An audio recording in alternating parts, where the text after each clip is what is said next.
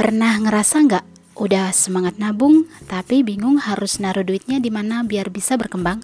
Terus pas tanya-tanya temen atau nyari cara investasi yang menguntungkan di internet, ada yang nyaranin investasi saham, ada yang bilang kripto, ada juga yang bilang investasi yang aman dan menguntungkan adalah properti. Duh, bikin makin bingung nggak sih? Tenang bro, di video ini kita bakalan bahas tuntas investasi saham versus kripto versus properti. Mana sih investasi yang paling cuan, mana yang cocok buat lo, dan gimana cara milihnya biar lo gak nyesel. So, stay di konten ini sampai habis ya, karena bisa jadi ini video yang ngerubah cara lo ngelola uang agar berkembang secara maksimal. Sebelum lanjut nonton, pastikan lo udah subscribe channel Uang Ngalir Terus, karena siapa tahu tips-tips di sini bisa jadi inspirasi dan solusi buat masalah finansial yang lo hadapi saat ini. Let's get started. 8 cara memilih investasi yang paling menguntungkan antara saham, kripto, atau properti. Yang pertama, modal awal. Modal awal itu jadi faktor utama buat nentuin mau investasi di saham, kripto, atau properti. Soalnya, beda jenis investasi itu kan beda juga ya syarat modalnya. Kita bahas satu-satu yuk. Nah, modal awal untuk memulai investasi di saham dan kripto itu fleksibel bro. Lo bisa mulai dari ratusan ribu, bahkan puluhan ribu aja udah bisa mulai. Misalnya nih, lo beli saham di Bursa Efek Indonesia. Nah, ada beberapa saham yang harganya cuman Rp500 per lembar. Minimal kan beli saham itu 1 lot atau 100 lembar. Berarti modal awalnya cuman Rp50.000 aja. Kalau kripto lebih ekstrim lagi, bisa mulai dari Rp10.000 aja buat beli pecahan kecil dari Bitcoin atau altcoin lain. Jadi kalau modal lo masih pas-pasan, tapi mau coba investasi, saham dan kripto lebih masuk akal. Beda cerita kalau lo mau invest di properti. Buat beli rumah, ruko, atau apartemen, modal awalnya bisa ratusan juta, bahkan miliaran. Lo bisa siasati pakai KPR, tapi tetap aja ya, butuh DP minimal 10-20% dari harga properti. Misalnya nih, let's say lo mau beli rumah seharga Rp200 juta. Nah, DP yang harus disiapin itu minimal Rp20 juta sampai Rp40 juta. Itu baru DP aja, belum biaya lain-lain kayak pajak, notaris, dan renovasi kalau butuh. Makanya properti lebih cocok buat yang punya modal gede atau siap ambil cicilan panjang. Jadi kalau lo masih pemula dan modal masih tipis, saham dan kripto bisa lebih masuk akal buat dicoba dulu. Tapi kalau udah punya modal gede dan pengen investasi yang lebih stabil, properti bisa jadi pilihan. Kuncinya ada di seberapa besar modal yang lo punya. Yang kedua, potensi keuntungan. Pernah dengar istilah ROI alias Return on Investment? Well, ROI itu ibarat mesin pencetak duit, yaitu potensi keuntungan sehingga bisa tahu kapan balik modalnya. Semakin tinggi ROI, artinya semakin cepat balik modal dan cuannya juga semakin gede. Sekarang kita bahas satu-satu ya, investasi mana yang paling menguntungkan antara saham, kripto, atau properti. Yang pertama, investasi saham. Saham itu punya potensi ROI yang lumayan, tergantung lo pilih saham yang mana. Ada saham yang bisa naik 50% sampai 100% setahun, kalau lo beli di momentum yang pas. Tapi ada juga yang cuma naik tipis, hanya beberapa persen, atau bahkan malah nyungsep. Kalau mau yang cenderung stabil, bisa pilih jenis saham blue chip. Kenaikannya bisa belasan sampai puluhan persen. Selain itu, ada dividen yang bisa jadi passive income. Meskipun nggak selalu besar ya. Tapi hati-hati juga kalau salah pilih saham. Misalnya nih, perusahaan yang kinerjanya jelek. Nah, harga sahamnya bisa turun drastis. Jadinya malah boncos alias rugi. Jadi perlu belajar analisis teknikal dan fundamental ya sebelum memilih beli saham apa. Beda lagi nih kalau investasi di kripto. Kripto lebih gila lagi. ROI-nya bisa bikin kaya dalam semalam atau bikin miskin dalam hitungan detik. Lo pasti pernah denger kan Bitcoin yang naik ribuan persen dalam beberapa tahun atau altcoin yang tiba-tiba terbang melesat sampai 300%. Tapi sebaliknya nih, banyak juga orang yang beli di harga puncak dan nyangkut sampai sekarang. Resiko kripto ini tinggi banget karena harganya ditentukan sama hype, berita, dan spekulasi. Nah, kalau mau invest di kripto, lo harus siap mental karena bisa kaya mendadak atau bisa juga malah kehilangan semua modal dalam sekejap. Terus, kalau potensi keuntungan di properti gimana nih? Well, properti lebih slow but sure. ROI-nya nggak sekenceng saham atau kripto, tapi lebih stabil. Misalnya nih, lo beli rumah atau ruko di lokasi yang berkembang. Dalam 5 tahun, harganya bisa naik 50-100% atau bahkan lebih. Belum lagi kalau propertinya lo sewain, ada passive income tiap bulan. Ruko di daerah strategis bisa kasih ROI 5-10% per tahun dari harga sewa, plus capital gain kalau harga propertinya naik. Tapi masalahnya, properti ini butuh modal gede dan nggak bisa dijual secepat saham atau kripto kalau butuh duit mendadak. Jadi, kalau cari yang cuan cepet dan siap mental buat resiko tinggi, investasi kripto bisa jadi pilihan. Sedangkan kalau mau balance nih antara resiko dan keuntungan, investasi saham lebih cocok.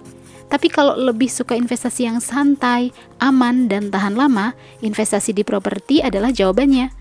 Kuncinya kita harus ngerti karakter masing-masing investasi dan sesuaikan sama tujuan finansial. Kalau ngomongin soal investasi, kita nggak bisa hanya bahas keuntungannya aja. Nah, untuk membandingkan antara investasi saham, kripto, dan properti, kita perlu membahas resikonya juga. Yuk lanjut ke poin berikutnya. Yang ketiga, resiko. Entah itu tinggi, sedang, atau rendah. Setiap investasi itu pasti ada resikonya, entah itu tinggi, sedang, ataupun rendah. Risiko itu ibarat naik roller coaster bro, ada yang tenang-tenang aja, dan ada yang bikin jantung mau copot. Nah, saham, kripto, dan properti punya level resiko yang beda-beda, tergantung seberapa tahan mental kita sama naik turunnya harga. Saham, kripto, dan properti punya resiko yang gimana nih? Yuk kita bahas satu-satu ya. Yang pertama, resiko di investasi saham. Saham itu resikonya masuk ke kategori sedang. Kenapa kayak gitu? Well, karena walaupun bisa naik turun tiap hari, nah kalau lo pilih saham yang fundamentalnya kuat, jangka panjangnya tetap naik. Contohnya nih, saham-saham bank-bank gede atau perusahaan consumer goods alias barang-barang kebutuhan sehari-hari. Harganya bisa fluktuatif, tapi makin lama makin naik. Cuma ya kalau lo salah masuk di harga yang tinggi atau invest di saham gorengan yang cuma naik karena spekulasi, siap-siap aja modal lo bisa amblas. Ada juga resiko perusahaan bangkrut atau kena isu negatif yang bikin harga saham jeblok dalam semalam. Selanjutnya, resiko investasi di kripto. Nah, kripto ini level resikonya termasuk tinggi banget bro. Kalau saham naik turun dalam persen, kripto bisa naik turun dalam puluhan bahkan ratusan persen dalam sehari. Banyak orang yang kaya mendadak, tapi banyak juga yang kehilangan semua duitnya gara-gara beli di harga puncak. Contoh aja nih, Bitcoin pernah anjlok parah pada Januari 2018 dari harga 176 juta rupiah ke harga 51 juta rupiah, dan itu penurunannya sekitar 70% di bulan yang sama. Resiko di kripto ini gila-gilaan karena pergerakannya ditentukan sama spekulasi, berita, dan market sentiment, bukan bisnis nyata kayak saham atau properti. Plus ada ancaman scam, hacking, atau regulasi pemerintah yang bikin aset lo tiba-tiba nggak bernilai. Nah, kalau resiko investasi di properti gimana tuh? Well, properti adalah investasi yang cenderung paling aman alias resikonya rendah. Tapi nggak berarti tanpa resiko ya. Harga properti nggak bakal turun drastis dalam semalam kayak saham atau kripto. Tapi bukan berarti pasti untung. Kalau beli properti di lokasi yang salah, misalnya di daerah yang kurang berkembang atau susah akses, nah harganya bisa stagnan bertahun-tahun. Belum lagi kalau lo butuh duit cepet, properti nggak bisa langsung dijual kayak saham atau kripto. Resiko lainnya, misalnya nih properti lo kosong dan nggak ada penyewa, nah lo tetap harus bayar pajak atau biaya perawatan. Jadi kalau tahan mental buat naik turun harga ekstrim dan pengen potensi cuan besar dalam waktu singkat, kripto cocok banget buat lo. Tapi resikonya juga gede banget. Kalau lo mau yang lebih balance nih antara resiko dan keuntungan, saham bisa jadi pilihan asal lo paham cara investnya gimana. Nah, kalau lo lebih suka yang stabil dan gak mau pusing lihat harga naik turun tiap hari, properti adalah investasi terbaik buat lo. Semua balik lagi ke seberapa besar resiko yang berani diambil buat ngejar cuan. Itu resiko masing-masing investasi, baik itu saham, kripto, dan properti. Sekarang kita lanjut ya, membandingkan ketiga jenis investasi ini dengan melihat poin berikutnya, yaitu yang keempat, likuiditas, mudah dicairin atau enggak. Pernah dengar istilah likuiditas enggak? Apa itu likuiditas? Well, likuiditas itu seberapa cepat kita bisa cairin uang dari sebuah investasi. Semakin liquid, artinya investasi itu semakin gampang dicairin jadi uang cash tanpa nunggu lama. Nah, saham, kripto, dan properti itu punya level likuiditas yang beda-beda. Kita bahas satu persatu yuk. Yang pertama, investasi saham. Saham itu cukup liquid bro. Lo bisa jual kapan aja selama pasar buka, dari Senin sampai Jumat. Tinggal klik jual di aplikasi sekuritas, duitnya langsung masuk ke rekening dalam waktu 2-3 hari kerja.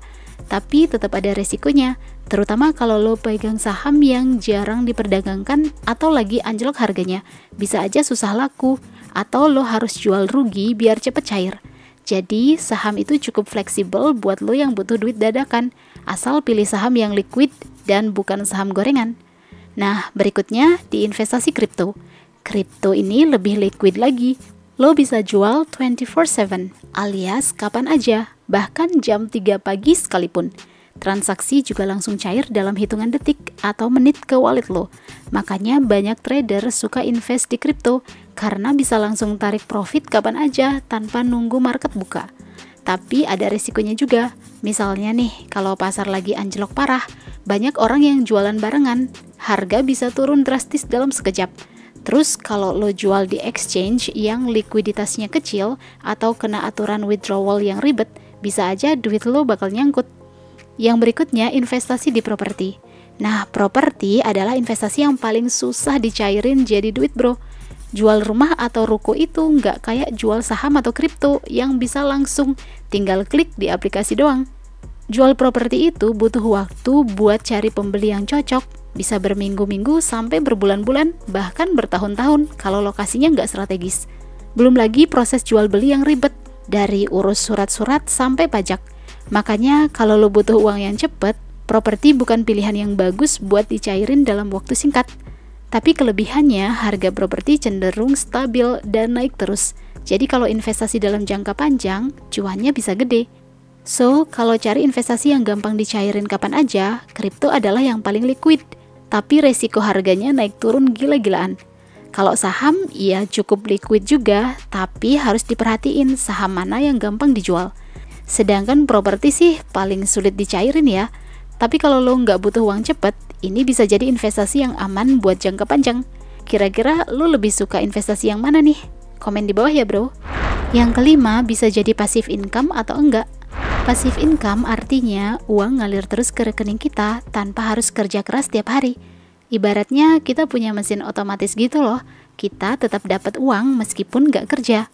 Nah, dari saham, kripto, dan properti, mana nih investasi yang paling bisa jadi mesin uang otomatis?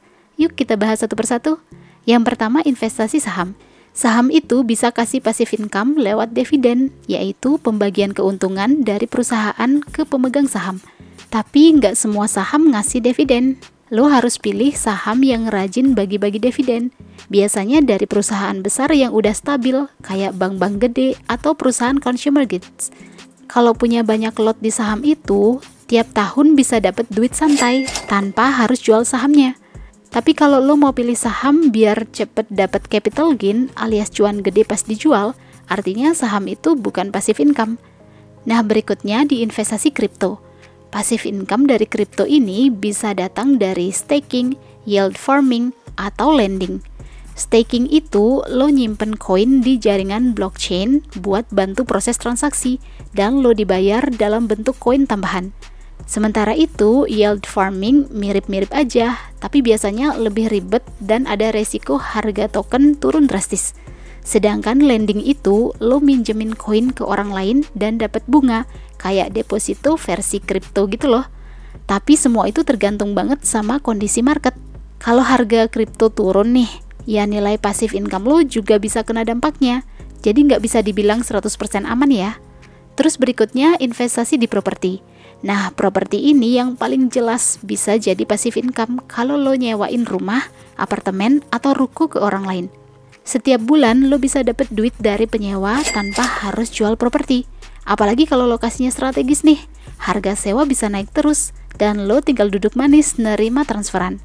Tapi ya tetap ada resikonya. Misalnya nih penyewa telat bayar, ada biaya perawatan, atau pas lagi kosong nggak ada yang nyewa. Plus properti butuh modal gede di awal, jadi nggak semua orang bisa langsung invest di sini. Kalau lo nyari passive income yang stabil, properti bisa jadi pilihan terbaik. Tapi kalau mau yang lebih fleksibel dengan modal lebih kecil, saham dividen bisa jadi solusi. Sedangkan kripto juga bisa kasih passive income, tapi lebih beresiko karena harga koin bisa naik turun gila-gilaan. Jadi sesuaikan aja sama profil resiko dan tujuan keuangan ya bro. Yang keenam, kendali sebagai investor. Ngomongin kendali sebagai investor ini penting banget bro. Makin gede kendali kita sebagai investor, semakin bisa kita ngatur biar investasi bisa cuan maksimal. Nah, saham, kripto, dan properti punya tingkat kendali yang beda-beda, dan ini bisa jadi faktor yang bikin lo untung atau malah rugi. Di saham nih, kendali lo sebagai investor bisa dibilang setengah-setengah. Lo bisa milih beli saham perusahaan mana aja, kapan belinya, kapan jual, atau mau disimpan jangka panjang atau jangka pendek. Tapi masalahnya, lo nggak bisa ngatur kinerja perusahaan itu sendiri. Misalnya nih, lo punya saham perusahaan A, terus tiba-tiba ada skandal atau manajemennya jelek, harga saham bisa anjlok, dan lo nggak bisa ngapa-ngapain selain jual rugi atau sabar nunggu biar harga naik lagi. Jadi di sini kendali lo lebih ke strategi, bukan ke bisnisnya langsung. Kalau di kripto, kendali kita sebagai investor bisa lebih bebas. Lo bisa beli, jual, staking, atau trading kapan aja, bahkan 24/7. Tapi ya gitu, harga kripto bisa naik turun gila-gilaan dalam hitungan jam, bahkan menit. Marketnya juga sering digoyang sama berita, influencer, atau bahkan regulasi pemerintah. Jadi lo punya kendali buat gerak cepat, tapi tetap harus waspada, karena nggak ada tuh yang benar-benar bisa nebak market kripto dengan pasti. Banyak yang kaya mendadak, tapi nggak sedikit juga yang kehilangan duit gara-gara FOMO, atau nggak siap sama naik turunnya harga yang kebangetan.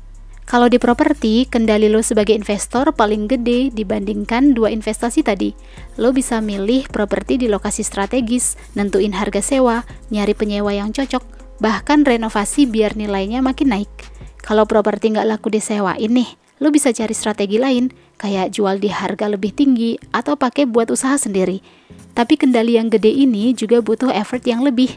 Lo harus siap urusin perawatan, bayar pajak, dan hadapin masalah kalau ada penyewa yang nyusahin dan suka bikin drama. Jadi, kendali besar ini ada harga yang harus dibayar, yaitu waktu dan usaha. Intinya, kalau pengen investasi yang bisa kita kendaliin secara full, properti bisa jadi pilihan. Tapi kalau mau yang lebih fleksibel dan tetap ada batasannya, saham bisa jadi opsi. Sedangkan kalau lo tipe yang suka tantangan dan bisa gerak cepat, kripto bisa kasih kebebasan lebih, tapi juga resiko lebih besar. Balik lagi nih, lo harus tahu lo tipe investor kayak apa, biar nggak salah pilih investasi ya bro. Yang ketujuh, pajak dan regulasi. Nah, soal pajak dan regulasi ini sering banget diremehin sama orang yang baru mulai investasi. Padahal ini bisa nentuin seberapa banyak duit yang akhirnya bisa lo bawa pulang. Lo bisa cuan gede, tapi kalau pajaknya mencekik dan aturannya ribet, ya ujung-ujungnya tetap terasa berat. Kalau di saham nih, pajaknya lumayan simple. Setiap kali lo jual saham, ada pajak final 0,1% dari nilai transaksi. Terus kalau dapat dividen nih, kena pajak 10%. Tapi enaknya dividen dari perusahaan dalam negeri udah dipotong otomatis. Jadi lo tinggal terima bersihnya aja. Regulasi saham juga udah jelas banget karena diawasi langsung sama OJK dan BEI alias Bursa Efek Indonesia. Jadi lebih aman dari manipulasi atau scam. Nah, kalau di kripto, pajaknya lebih baru dan bisa dibilang masih cari bentuk. Sekarang di Indonesia, setiap transaksi jual beli kripto kena pajak 0,12%. Jadi setiap kali lo trading, ada biaya tambahan yang lumayan tuh kalau lo sering keluar masuk market. Regulasi kripto juga masih berkembang. Pemerintah bisa aja tiba-tiba bikin aturan baru yang bikin harga anjlok atau malah memperketat transaksi. Contoh aja nih, beberapa negara udah mulai ngelarang kripto atau bikin aturan ketat. Dan kalau Indonesia ngikut nih, bisa jadi bikin market kripto di sini nggak seramai dulu. Jadi walaupun fleksibel, kripto masih ada ketidakpastian regulasi yang bisa bikin pusing. Nah, kalau di properti, pajaknya lebih ribet dan lebih besar. Lo harus bayar pajak bumi dan bangunan alias PBB tiap tahun. Terus kalau lo jual properti, ada pajak penjualan 2,5% dari harga jual. Kalau misalnya lo sewain nih, ada pajak penghasilan 10%. Properti ini termasuk investasi yang diincar sama pemerintah, jadi aturannya lebih stabil dibandingkan kripto yang bisa berubah-ubah. Properti juga ada keuntungannya tuh dalam hal pajak. Misalnya nih, lo bisa manfaatin insentif pajak kalau properti dipakai buat bisnis. Cuman ya itu, harus siap dengan biaya-biaya tambahan yang mungkin nggak ada di awal, kayak pajak balik nama atau biaya notaris. Jadi kalau mau yang pajak dan regulasinya paling jelas, saham bisa jadi pilihan. Kalau siap dengan pajak kecil tapi regulasi yang masih berubah-ubah, kripto menarik nih, tapi tetap ada resiko kebijakan tiba-tiba. Sementara properti, pajaknya paling gede dan paling ribet, tapi regulasinya lebih stabil dan ada strateginya biar nggak kena pajak terlalu gede. Yang ke-8, mana yang cocok buat lo? Sekarang bagian yang paling penting nih, investasi mana yang paling menguntungkan dan cocok buat lo. Soalnya nggak semua orang cocok di semua jenis investasi. Ini kayak kita milih kendaraan buat nyampe tujuan gitu loh. Ada yang suka naik motor biar cepet nyalip, ada yang milih santai naik mobil biar aman dan nyaman. Ada juga yang lebih suka jalan kaki buat menikmati prosesnya. Nah, kalau lo tipe orang yang suka analisis, bisa sabar nunggu cuan, dan pengen investasi yang stabil, saham bisa jadi pilihan yang pas. Saham cocok buat lo yang mau investasi jangka panjang, bisa baca laporan keuangan, dan gak gampang panik kalau harga turun. Misalnya nih, lo beli saham perusahaan A. Selama perusahaannya sehat, duit lo bakal tumbuh pelan tapi pasti. Tapi kalau lo tipe orang yang gampang kebawa emosi pas harga naik turun, saham bisa bikin lo stres sendiri. Kalau lo tipe orang yang gercep, pengen dapet cuan dalam hitungan jam atau hari, kripto mungkin lebih cocok buat lo. Kripto ini dunia yang liar banget. Bisa aja lo beli pagi, terus cuan sore, tapi bisa juga anjlok dalam semalam. Jadi kalau lo tipe orang yang suka tantangan, punya nyali gede, dan siap pantau market terus, kripto bisa kasih peluang gede buat profit. Contoh nih, banyak orang yang kaya gara-gara beli Bitcoin pas murah, terus dijual pas meledak. Tapi kalau lo nggak siap mental buat lihat duit lo turun 50% atau lebih dalam semalam, mending pikir 2 kali sebelum terjun ke dunia kripto. Nah, kalau lo orangnya pengen yang lebih pasti, tahan banting, dan bisa dapat passive income, properti bisa jadi pilihan yang cocok. Properti ini cocok buat lo yang punya modal gede, nggak butuh duit cepet, dan pengen sesuatu yang bisa diwarisin ke anak cucu. Misalnya nih, lo beli kos-kosan atau rumah kontrakan. Tiap bulan lo bisa dapat uang sewa tanpa harus ngapa-ngapain. Tapi ya gitu, properti butuh modal gede di awal, dan nggak bisa langsung dicairin kalau lo butuh duit mendadak. Jadi kalau lo tipe orang yang nggak suka ribet dan mau sesuatu yang lebih tenang, properti bisa jadi pilihan terbaik. Intinya lo harus kenal dulu sama diri lo sendiri sebelum mutusin mau investasi di mana. Lo orangnya sabar atau enggak? Siap resiko tinggi atau maunya aman? Punya modal gede atau kecil? Mau passive income atau cuan cepat? Nah, jawaban atas pertanyaan-pertanyaan ini yang bakal nentuin mana investasi yang paling cocok buat lo. Jangan cuma ikut-ikutan tren tanpa tahu investasi apa yang lo ikutin. Soalnya di dunia investasi, yang main asal-asalan biasanya jadi santapan empuk tuh buat yang udah paham ilmunya. Well, itulah 8 cara memilih investasi yang paling menguntungkan antara saham, kripto, atau properti. Apakah lo ada tambahan lainnya? Kalau ada, share ya. Lo punya pendapat lain soal investasi di saham, kripto, atau properti? Atau ingin request hal-hal yang mau kita bahas di channel Uang Ngalir Terus? Boleh juga tuh. Jangan lupa like dan share jika bermanfaat, dan subscribe untuk dapetin update video-video berikutnya. See you guys on the next video.